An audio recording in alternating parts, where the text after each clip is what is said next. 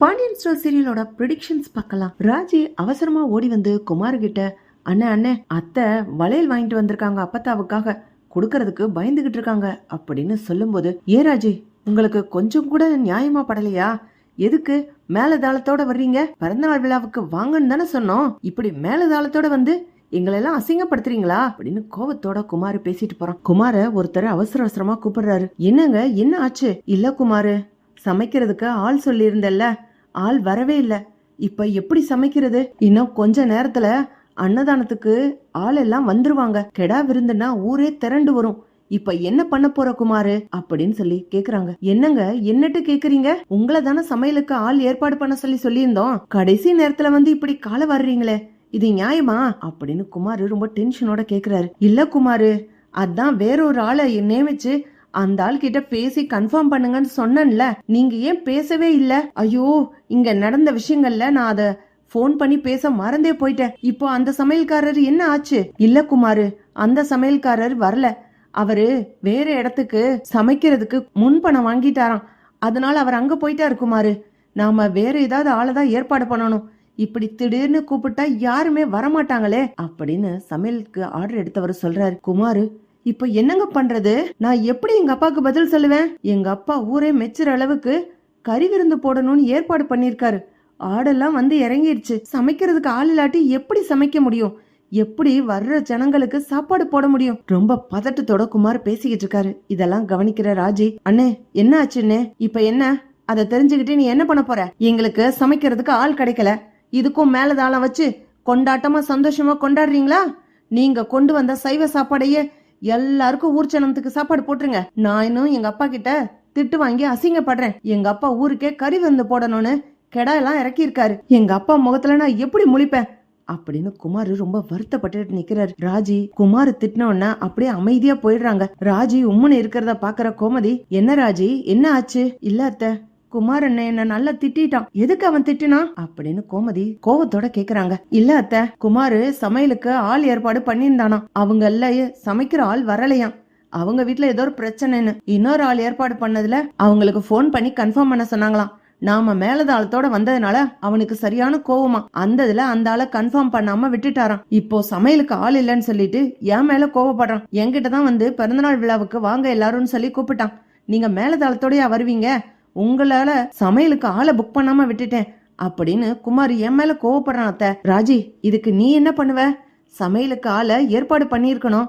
ஏற்பாடு பண்ணது அவங்க தப்பு தானே. இதுக்கு உன் மேல கோச்சு என்ன பண்ண முடியும்? இல்ல அத்தை, குமார நினைச்சாலும் பாவமா இருக்கு.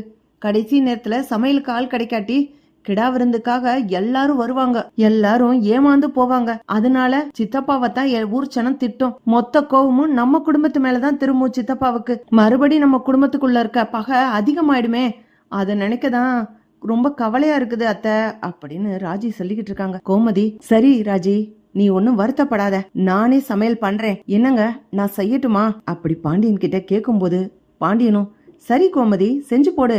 நீ உங்க அம்மாவுக்கு கையில போட்டு விட்ட வளையலோ கொடுத்த புடவையோ பெரிய கிஃப்ட்னு நினைக்காத. ஊரு சனத்துக்கெல்லாம் வயிறார சாப்பாடு செஞ்சு போடுற பாரு, அதுவே பெரிய புண்ணியம். அதுதான் உண்மையிலே பெரிய கிஃப்ட். செய்ய கோமதி அப்படின்னு பாண்டியனும் சொல்லிடுறாரு. கோமதி ரொம்ப சந்தோஷமா சமையல் செய்யறதுக்கு ரெடியாகி போறாங்க. ராஜி வேகமா கூட்டிட்டு போய், குமாரண்ண, அத்தை சமைக்கிறாங்களாம். ராஜி, என்ன நினைச்சுக்கிட்டு இருக்க? இது என்ன வீட்டுல சமைக்கிற மாதிரியா? 10-15 பேருக்கு சமைக்கிறதுக்கு ஊர் சனமே வரும். எங்க அப்பா பார் எத்தனை கிடாவை இறக்கி இருக்காருன்னு. இத்தனை கிடாவை வெட்டி குழம்பு, பொரியல், வறுவல்னு ஒவ்வொரு ஐட்டமா செய்யணும்.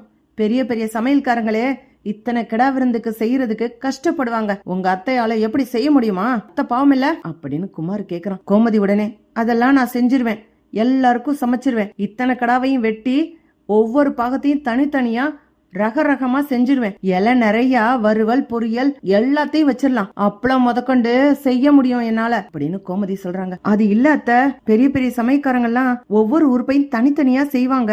டேய், என்னாலையும் செய்ய முடியும்டா. ரத்த பொரியல்ல இருந்து ஆரம்பிச்சு ஒவ்வொரு ஐட்டத்தையும் தனித்தனியா என்னாலையும் செய்ய முடியும். ஒரு சனத்துக்கு எல்லாத்துக்கும் பத்துற அளவுக்கு எல்லாமே சரியா செஞ்சிருவேன் அப்படின்னு கோமதி சொல்றாங்க. அது இல்ல அத்தை, எங்க அப்பாக்கு தெரிஞ்சா ஒரு மாதிரி பேசுவாரு, அதுதான் யோசிக்கிறேன். உங்க அப்பாக்கு தெரியாம நீ பாத்துக்கோ குமாரு அப்படின்னு கோமதி சொல்லிட்டு சமையல் செய்யறதுக்கு கோமதி ரெடி ஆகுறாங்க. சமையல் எல்லாம் பக்குவமா செஞ்சு முடிச்சு சாப்பாடு பரிமாறுறாங்க. அப்பா நீங்க வந்து சாப்பிட்டு பாருங்கப்பா, பெரியப்பாவையும் கூட்டிட்டு வாங்க, அப்பதான் நீங்களும் வாங்க அப்படின்னு எல்லாரையும் உட்கார வச்சு பரிமாறுறாங்க. டேய், கெடா விருந்துனா நம்ம வீட்டை பத்தி தாண்டா நினைக்கணும். ஊர்ச்சனா இவங்கள மாதிரி கெடா விருந்து போட முடியாதுன்ற அளவுக்கு இருக்கணும். ருசி அமோகமா இருக்கணும்டா. பா உட்காந்து சாப்பிட்டு பாருங்கப்பா.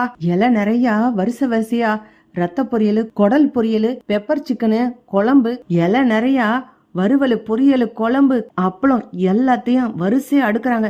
டேய், இத்தனை ஐட்டமாடா சொல்லியிருந்த? சமயக்காரன் பரவாயில்லடா, பலே கிளாடிதான். ஆட்டோட ஒவ்வொரு பாகத்தையும் தனித்தனியா செஞ்சிருக்காங்க. ரொம்ப ருசியாவும் இருக்குதுடா. இலை நிரம்ப இருக்குது பாரு, பார்க்கவே கண்கொள்ளா காட்சியா இருக்குடா. ருசியும் சூப்பரா இருக்கு சக்தி அப்படின்னு முத்துவேலு சொல்றாரு. அப்பத்தாவும் ஆமாடா நல்லா இருக்கு.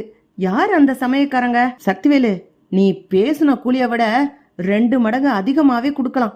அந்த அளவுக்கு ருசியா சமைச்சிருக்காங்க. ஊருச்சனா அத்தனை பேர் சாப்பிட்டுட்டு உன்னை பாராட்டுவாங்க பாரு அப்படின்னு அப்பத்தாவும் சொல்றாங்க. எல்லாரும் அதே மாதிரி சாப்பிட்டுட்டு சாப்பாடு நல்லா இருக்கு, வேல் குடும்பத்துல போட்ட இன்னைக்கு சாப்பாடு யாருமே இந்த ஊர்ல போட்டிருக்க மாட்டாங்க அப்படின்னு ஊர்ச்சனை எல்லாமே பாராட்டுதுங்க. சக்திவேல் வேகமா குமார்கிட்ட வந்து, டே குமாரு, இன்னைக்கு ஆத்தாவோட பிறந்த நாளை கொண்டாடினது சந்தோஷம்னா கெடா விருந்து போட்டது அதை விட பெரிய சந்தோஷம்டா. அந்த சமயக்காரரை கூப்பிடுறா. உண்மையிலே மேலதாளத்தோட மாலை மரியாதை செஞ்சு மரியாதை கொடுக்கணும்டா. எப்படி அவ்வளவு அருமையா சமைச்சிருக்காங்க. ஊருச்சனா அத்தனை பேரும் சாப்பிட்டுட்டு என்ன பாராட்ட எனக்கு அப்படியே மெய் சிலிர்த்து போச்சு. இந்த சமயக்காரரை நம்ம வீட்டுல நடக்கிற ஒவ்வொரு விஷயத்துக்கும் புக் பண்ணிரு அப்படின்னு குமார்ட்ட சொன்னோன்ன, பா அது வந்து டே மேடைக்கு கூட்டிட்டு வாடா, மாலை போட்டு மரியாதை கொடுத்து அவங்கள சிறப்பிச்சிருவோம் அப்படின்னு சக்திவேல் சொல்றாரு. இல்லப்பா அதெல்லாம் வேணாம்ப்பா அப்படின்னு குமார் கேக்கும்போது, டேய் நான் சொன்னதுதான், அண்ணனே வர சொல்லிட்டாரு, கூட்டிட்டு வா அப்படின்னு சக்திவேல் சொல்லிட்டு வேகமா மேடைக்கு போயிடுறாரு. குமாரு கோமதியையும் பாண்டியனையும் கூட்டிக்கிட்டு மேடைக்கு போறாரு. டேய், சமையல் செஞ்ச ஆளை தானே கூட்டிக்கிட்டு வர சொன்ன உடனே, நீ எதுக்குடா பாண்டியன் குடும்பத்தை கூட்டிக்கிட்டு வர்ற? பா இன்னைக்கு சாப்பாடு ரொம்ப ருசியா இருந்துச்சு, ஊர்ச்சனமெல்லாம் பாராட்டுச்சுன்னு ஆஹா ஓஹோன்னு பாராட்டுனீங்களே, மேல தாளத்தோட மாலை மரியாதையோட பாராட்டு செய்யணும்னு நினைச்சீங்களே, அது அத்தைக்கு தான்ப்பா.